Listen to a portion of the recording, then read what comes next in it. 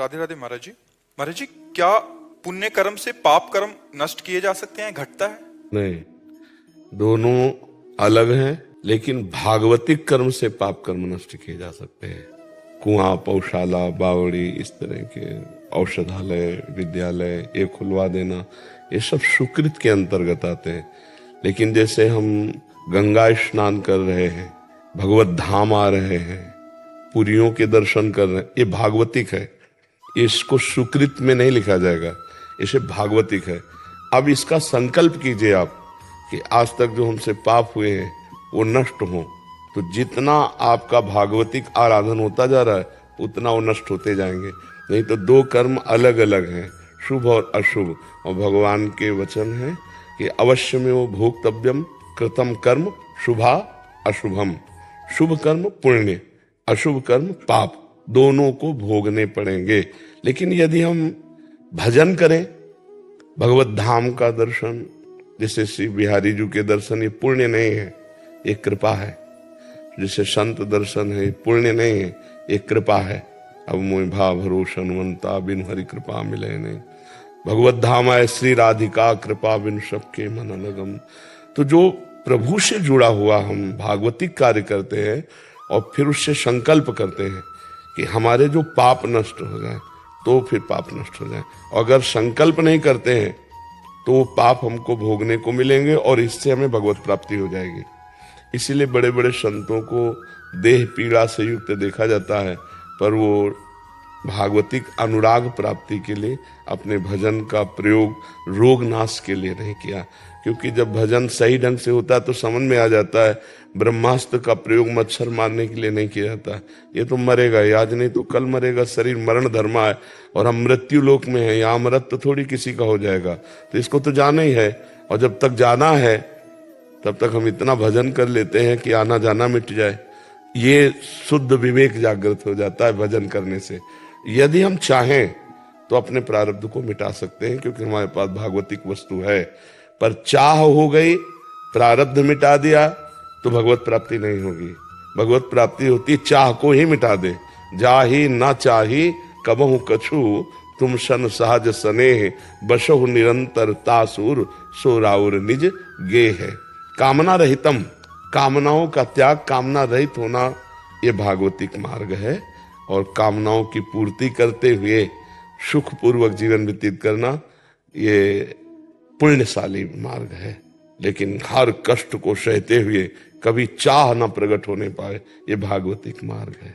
आप संत हैं इसलिए आपको ऐसा उत्तर दे रहे हैं। हाँ, भागवतिक मार्ग में चाह मिटाने ही हम आए हैं। साधना, साध माने चाह, बोले भगवान हमारी साध पूरी कर दी, तो हमारी साधना, साध ही न रह जाए, कोई चाह ही न रह जाए। चाह मिट्टी, चिंता मिट्टी, मनुआ बेपरवाह, जिनको कछो न चाहिए वो साहन के साह। चाह मिटाने पूरा जगत इस प्रयास में है, अपनी चाहों की पूर्ति, और हम केवल अपनी चाह मिटाने पे लगे हैं। हमारी कोई चाह ना रह जाए। सकल कामना हीन जे, ते राम भगति रसलीन। जब समस्त कामनाएं शांत हो जाती हैं तो भगवान का प्रेम जागृत हो जाता है। तो शुभ और अशुभ कर्म दोनों अलग अलग हैं। भागवतिक कर्म से हम शुभ और शुभ दोनों को मिटा देते हैं। दोनों बंधन है। एक लोहे की जंजीर से बंधा हुआ व्यक्ति और एक सोने की जंजीर से बंधा हुआ व्यक्ति, लेकिन पीड़ा तो दोनों को समान है, केवल लोहा और स्वर्ण। तो शुभ और शुभ दोनों बांधते हैं। ये सुख में बांधता है, वो दुख में बांधता है।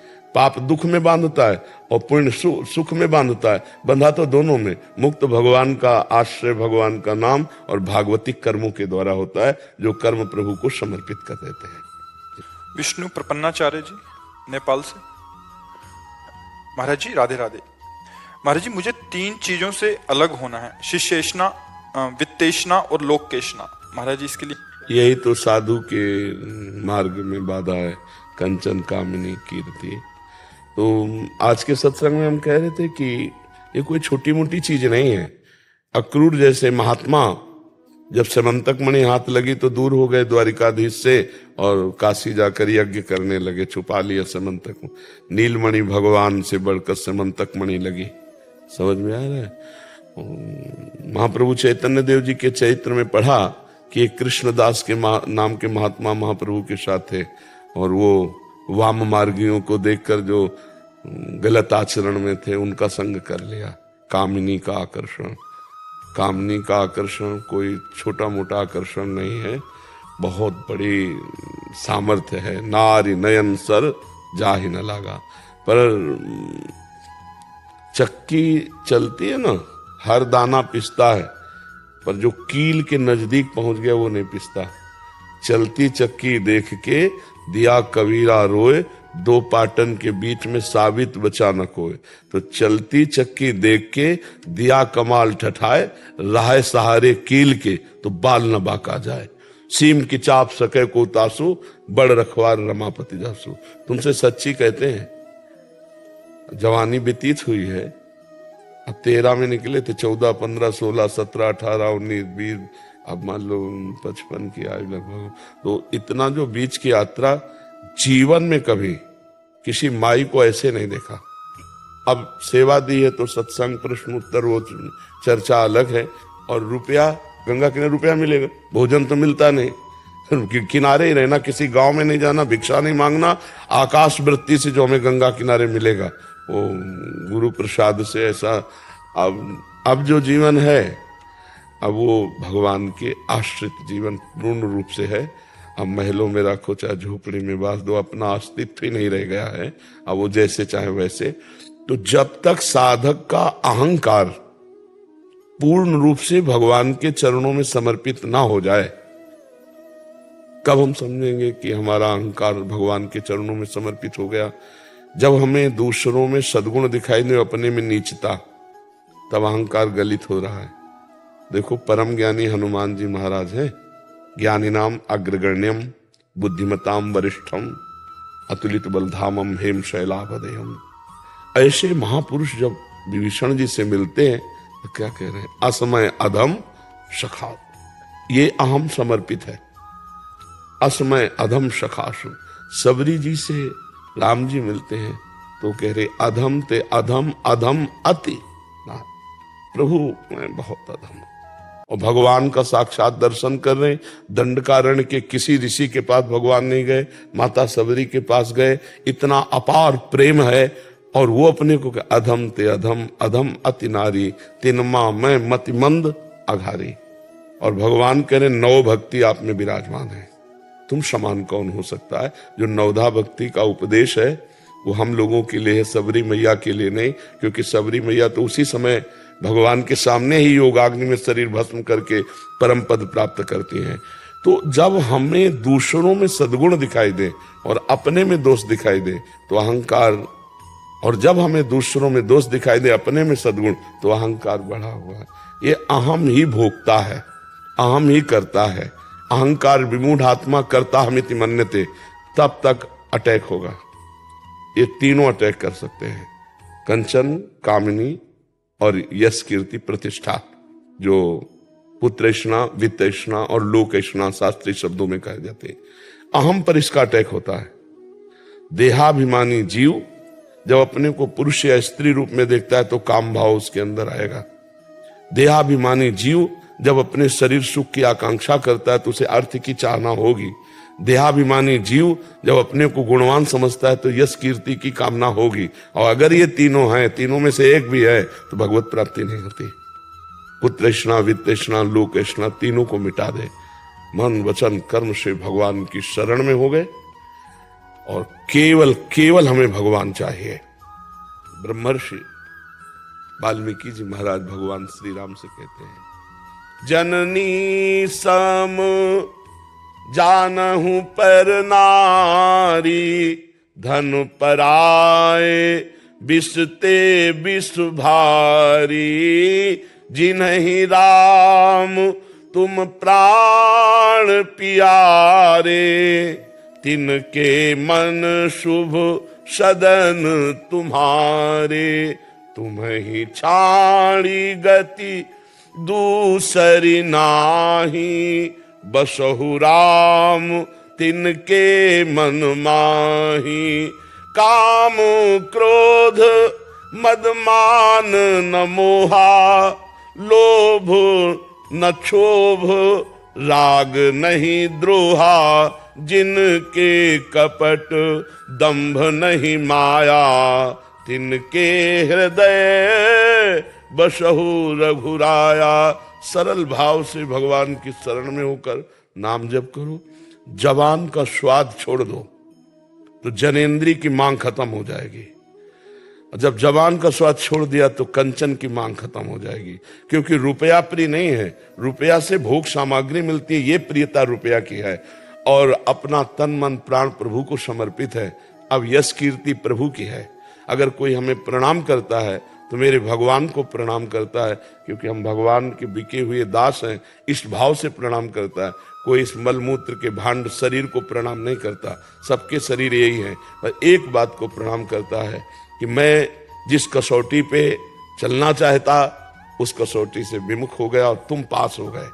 तुमने सर्वस्व छोड़कर भगवान को रिझाया, इसलिए हम प्रणाम। तो भगवान को प्रणाम होता है, वो गुरु को प्रणाम होता है। सम्मानम कल्याति घोर गर्लम नीचापमानम सुधा, श्री राधा मुरली धरो भज सके वृंदावन मात्यज। सम्मान को विष के समान देखे, अपमान को अमृत के समान देखे और श्री राधा माधव का निरंतर स्मरण करे तो भगवान के प्रताप से कंचन कामिनी कीर्ति तीनों पर विजय प्राप्त की जा सकती है। अन्यथा एक छोटा सा सड़ा सा विषय भी परास्त कर सकता है। एक व्यसन नहीं छूटता। हमने देखा कि छोटे छोटे व्यसन अपना अधिकार कर लेते हैं, फिर त्रिभुवन के भोग ब्रह्मादिक के भोग सब विषम लागत ताई, नारायण ब्रजचंद की लगन लगी है जाए। जो भगवान से प्यार करता है उसे कोई परास्त नहीं कर सकता। लेकिन अगर हम भगवान को अपना नहीं माने तो फिर पाखंड विजय नहीं प्राप्त कर सकता माया पर, दंभी विजय नहीं प्राप्त कर सकता माया पर। और छोटा सा भाव केवल उठा है और भगवान के सहारे चल दिए तो आज तक हम कहते हैं हमारे साथ कोई रक्षा करने वाला नहीं था, पर जहां कहीं कुछ ऐसे फंसाव की बात आई भगवान ने निकाल। बाद में मुझे पता चला कि मैं फंस सकता था, भगवान ने ऐसे बचाने। सीम के चाप सके को उतासू, बड़ रखवार रमापति जासू। वही बचाते हैं, वही जीवन भर अपने जन की रक्षा करते हैं। अपनी बुद्धि तो कहीं भी फंस सकती है, लेकिन भगवान, हाँ भगवान करो सदा तिनके रखवारी, जिमि बालक राखे महतारी। जैसे बालक की रक्षा माँ करती है वैसे भगवान अपने भक्तों की रक्षा करते हैं। तो भगवान का भरोसा और लक्ष्य दृढ़, और ये कि मर जा सकता हूं लेकिन मैं गलत आचरण नहीं कर सकता, जीत जाओगे। बस ये प्रण हो जाए कि कुछ भी हो जाए मर सकता हूं लेकिन मैं अपने धर्म के विरुद्ध आचरण नहीं कर सकता, जीत गया। फिसल गया तो इतने नीचे गिरेगा कि उठने लायक नहीं रहेगा। ये माया है, एक बार दबा लिया तो उठने नहीं दिया, फिर वो बैलेंस बना के चलता है, भोगों को भोगता है, थोड़ा भजन कर लेता है, बस वो आग नहीं होती। वो विरह भगवान के लिए जो होना चाहिए वो नहीं होता। फिर वो धीरे धीरे रोग लग जाता है भक्ति को, पाखंड का, दम्भ का।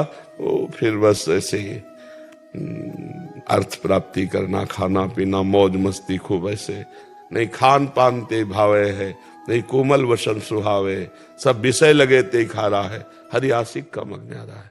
जैसे चाहो वैसे रखो, पर बस आप मुझे मिलो, आप चाहिए। बड़ा कष्ट में जीवन व्यतीत करते करते तब कहीं जाकर शरीर राग छूटता है। अगर शुरू से ही शरीर का पोषण होता रहा तो शरीर राग नहीं छूटता है। बहुत बहुत भगवान की कृपा है। जो भगवान के मार्ग में चाहे गृहस्थ हो चाहे विरक्त, जो माया से समय को खींचकर भगवान के सुमिरन में लगाते हैं वो अत्यंत कृपा पात्र हैं। नहीं तो भगवती माया का ऐसा प्रभाव है, इस संसार को सत्य मानकर, भोगों को सत्य मानकर, पद प्रतिष्ठा को सत्य मानकर हम भगवान को भूल जाते हैं। न शरीर रहेगा, न पद रहेगा, न रुपया रहेगा, लाखों बार पढ़ाई पढ़ी है, न पढ़ाई रहेगी। अगर एक बार राम कहा है तो त्रिकाल में कभी नष्ट नहीं होगा। एक बार कृष्ण कहा, एक बार हरि कहा, वो आपको उन्नति देगा। वो आपको कहीं न कहीं भक्तों का सानिध्य दिला करके भगवत भक्ति का प्रादुर्भाव करेगा। इसलिए वो बड़े धन्यवाद के पात्र हैं जो भगवान के मार्ग में अंदर से चलते हैं। ये यात्रा अंदर की है, बाहर से तो जो भी आरती पूजा ये तो सब क्रियाएं हैं, अंदर की बात, ये बात अंदर की है। यात्रा ये अंतर के, अध्यात्म कहते हैं ना इसे, ये अंतर यात्रा है। अंतर में घुस जाओ। अभी तो सब बाहर खेल खेल रहे हैं, खिलौनों में। संगम त्यजेत मिथुन वृत्ति नाम मुमुक्षु सर्वात्मना न विसृजेत बहिरिंद्रियाणि एकश्चरण राश्चित्त मनंते से युंजित तद्व्रतिषु साधुश्चेत प्रसंगा। सौभरी जी का श्लोक है। मछली को देखकर मैथुन करते हुए लगा इसमें सुख है, तो मानधाता की 50 पुत्रियों से ब्याह किया था, राजा चक्रवर्ती सम्राट मानधाता। जब भोगों में कोई सुख तो है नहीं, तब उनका धिक्कार है। क्या चूक हुई कि कहां मैं अकेला भजन कर रहा था और कहां 50 के 500 बढ़ गए संतानों पुत्रियां। तब उन्होंने कहा जो मुमुक्षु मतलब मोक्ष प्राप्त करना चाहता है, संगम त्यजेत मिथुन व्रति नाम मुमुक्षु, संग का त्याग कर दे। कौन से संग? जिनके संग कुमति मति उपजय, करत भजन में भंग, जाके प्रिय न राम वैदेही, तजिए ताहि कोटि वैरिसम जद्यप परम स्नेही। और नेत्रों से कोई गलत आचरण अगर कहीं भी किसी पशु पक्षी में भी दिखाई दे रहा है, एक बार दृष्टि गई दोबारा दृष्टि न जाए। खतरनाक चीज मोबाइल साधु साधक के लिए तो बहुत खतरनाक है, क्योंकि जब मन चंचल हुआ, सर्च किया, पढ़े लिखे लोग हैं, जीवन की हानि हो जाएगी, जीवन की हानि। वो गलत देखा तो फिर साधुता का फिर नाटक ढोंग होगा, साधुता नहीं हो सकती। और बड़े बड़े मोबाइल सबके पास होते हैं, बहुत बचने की जरूरत है। मोबाइल में दोनों चीजें, जड़ चेतन गुण दोष में विश्व कीन करता, तो उसमें भी गुण है। गुण है संतों का सत्संग सुन सकते हो, आवश्यक फोन कर सकते हो, आवश्यक कार्य कर सकते हो। लेकिन दोष है कि गलत से गलत जो हम छोड़ने के लिए भगवत मार्ग में आए वो सब आप देख सकते हो। और वो देखा तो फिर जो हम देखते हैं, जो सुनते हैं, जो बोलते हैं, उसी का मनन होता है। और जो मनन होता है वही क्रियाएं होती, रोक नहीं सकते, वही क्रियाएं होंगी। इसलिए देखना सुनना बोलना पवित्र किया जाए, भगवान के आश्रित हुआ जाए। और भोजन जिसका सरस उसका भजन नीरस, और जिसका भोजन नीरस उसका भजन सरस। ये जीवन भर की बात, अनुभव की बात कह रहा हूं। भोजन सरस, हम रात दिन एक गरीब आदमी की तरह मेहनत करें, जैसे ओवर टाइम गरीब आदमी पैसे के लिए, ऐसे हम भजन के लिए करें तो भगवान कृपा करते हैं, ये त्रिगुणात्मिका माया को हटा देते हैं। यही माया है कंचन कामनी कीर्ति। हमें भ्रम हो जाता है कि इसमें सुख है, अगर सुख होता तो सब भोग रहे, आनंदित हो जाते, विश्राम मिल जाता। अब कछुनाथ न चाही मोरे, लेकिन किसी का हृदय ऐसा नहीं कहता अब कछुनाथ न चाही। चाह पे चाह, तृष्णा, भोगे हुए भोगों को पुनः भोगने की तृष्णा। इसलिए जो वैराग्यवान है उनको बहुत सावधान रहना चाहिए। हाँ, कस्तरति मायाम, देवर्षि नारद जी से कौन माया से तर सकता है? बोले यो संगास्त्य जति, यो महानुभाव सेवते, जो महापुरुषों का संग करता है और कुसंग का त्याग करता है। निर्ममो भवति, जो किसी से ममता नहीं रखता। सातरति, उतर जाता है। इसलिए कुसंग का त्याग, सत्संग का सेवन, और ना अपने शरीर से ममता और न किसी शरीर से ममता।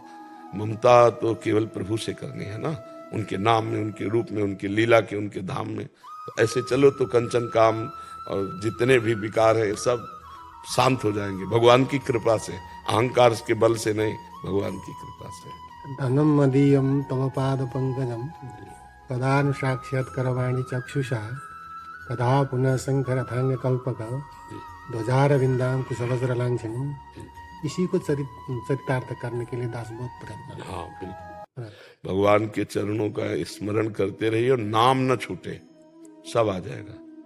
देखो हम लोगों को कोई कमी नहीं है जानकारी की, किसी को भी आप, जानकारी सबको है, लेकिन जानकारी का प्रयोग करने के सामर्थ्य नहीं है। जानकारी आप, हम कहते हैं गांव के आदमी से सुन लो, संसार नाशवान है, यहाँ कुछ टिकने वाला नहीं, कोई कुछ ले नहीं जाएगा, और सब कोई जानता है। जब 100 लेके जाते हैं, राम नाम सत्य है, देखो सत्य का ज्ञान है उनको, कह रहे राम नाम सत्य है। और जब परिवार के रोते हैं तो समझाते हैं बैठकर, अरे भाई का आवाज हो गया कल, सबको जाना। लेकिन वो जानकारी उनकी जानकारी नहीं है, उस जानकारी का प्रयोग नहीं, तो जानकारी किस काम के? बंदूक लिए घूम रहे हो, दुश्मन आया मार नहीं पाए, शत्रु आया उसको परास्त नहीं कर पाए, अस्त्र वेत्ता बनते हो, तो फायदा क्या हुआ? तो हमारे पास जानकारियां तो बहुत है, लेकिन उसका प्रयोग नहीं है। प्रयोग के लिए बल चाहिए, और बल मिलता है नाम से। जितना भजन करोगे उतने अध्यात्म बलवान बनोगे। अगर भजन नहीं है तो उपदेश हो सकता है, प्रणाम नमस्कार मिल सकते हैं, रुपया पैसा मिल सकते हैं, वाहवाही मिल सकती है, लेकिन भगवान का साक्षात्कार नहीं होता। वो तो बारी मथे घृत होए बरु, सिकता ते बरु तेल, और बिनु हरि भजन न भवतरी या सिद्धांत अपेल। विनिश्चितम बदामिते न अन्यथा वचांस में, हरिम भजनती है नरा। खूब डट के भजन भजन, बस जानकारी तो इतनी है कि पूछो मत। उपदेश पे उपदेश हो रहे हैं, उपदेशों की कमी है, लेकिन पलट करके जब तो जीरो पे सुई खड़ी है, कोई नंबर नहीं आया, अध्यात्म की कोई भूमिका नहीं, जीरो पे, तो फिर वो कैसे उत्तम होगा। हमारी जानकारी हमको अध्यात्म की भूमिका पर चढ़ावे, हम द्वंद्वों को सहें, हमारे अंदर वो योग्यता आवे जो संतों की लक्षण बताए गए हैं, वो भजन से आएंगे। सबको जानकारी है, जैसे हम जानते हैं ये गलत है फिर भी हम कर रहे हैं, क्यों? क्योंकि हमारे पास भजन की कमी है। भजन का बल ना होने के कारण इंद्रिया मन बलवान होकर हमसे असत क्रिया करा लेते हैं। उन्हें भजन बल है ना, तो जैसे सेल हटा दो दीवार घड़ी का, तो मिनट पे मिनट, घंटे पे घंटे सुई वहीं ठप, ऐसे वहीं ठप। राधा तो राधा, वहीं मन और इंद्रिया बिल्कुल एक मिलेंगी। ऐसा नहीं कि उनकी ताकत हो कि घसीट ले। अभ्यास किस बात का, साधुता किस बात की, भजन किस बात का। अब भजन नहीं करेंगे तो फिर बहुत जन्मों से गुलामी है ये, इंद्रिय और मन की बहुत जन्मों से गुलामी है, और इनकी गुलामी से हटे बिना स्वराज सिंहासन पर नहीं बैठ सकते, आत्मस्वरूप में स्थित नहीं होना जा सकता। प्रीति जी दिल्ली से। राधे राधे गुरुजी। गुरुदेव आपके चरणों में कोटि कोटि प्रणाम। महाराज जी, क्या ध्यान के दौरान होने वाले ऐसे अनुभव जैसे भगवान के दृश्य या किसी भी प्रकार के दृश्य, आवाजें, ईश्वर से संवाद, ये वास्तविक है? ये कोई मानसिक या भावनात्मक स्थिति? भावना की है, भावना की है। जैसे भावना करते हैं ना, वैसे ही हमको अनुभव होने लगता है। कई बार जैसे एकांत में बैठे होते हैं तो हमारा जो भावना चल, तो बाहर से बुला, आपने बुलाया क्या, आपने कुछ कहा क्या, नहीं, तो हमारी अंदर की जो एक आवाज है वो जब गाढ़ भाव होता है तो वो शब्द रूप धारण कर लेती। बाहर कोई शब्द नहीं है पर हमारे कान में शब्द सुनाई दे रहा है, सामने कोई रूप नहीं है पर हमारी भावना के अनुसार रूप झलक रहा है। ये थोड़ा ध्यान की एकाग्रता, इस पे ऐसा होता है। अभी सत्य वस्तु का साक्षात्कार इसे नहीं कहा जा सकता, वो अलग होता है। ये गाढ़ भावना में ऐसा हो जाता है, जहां हमारी एकाग्रता हुई थोड़ी तो भजन हो रहा है, इसलिए भावना के अनुसार झांकी।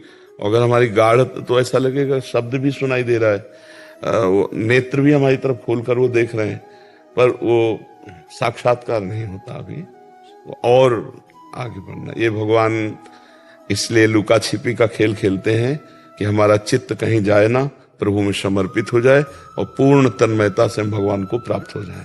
इसलिए खूब नाम जप करो, अपने अनुभव की बात किसी को बताओ मत, अंदर गुप्त रखो, और अपने को भक्त का अभिमान मत लाओ कि मैं सबसे श्रेष्ठ हूं भक्त, नहीं तो फिर पतन का मार्ग शुरू हो जाएगा। ऐसी सावधानी रखो। डॉक्टर पंकज शुक्ला जी। राधे राधे। राधा वल्लभ श्री हरिवंश महाराज जी, आपके चरणों में कोटि कोटि प्रणाम। महाराज जी, श्री रामकृष्ण परमहंस जी ने कहा है कि प्रभु के लिए प्राप्ति का शीघ्र एवं सरलतम रास्ता है उनके लिए रोना। महाराज जी, एकांत में राधा नाम जपने पर फूट फूट कर रोना आता है, ये कौन सी किसका प्रश्न है? धन्यवाद, भगवान ने बड़ी कृपा की जो ऐसी सद्भावना।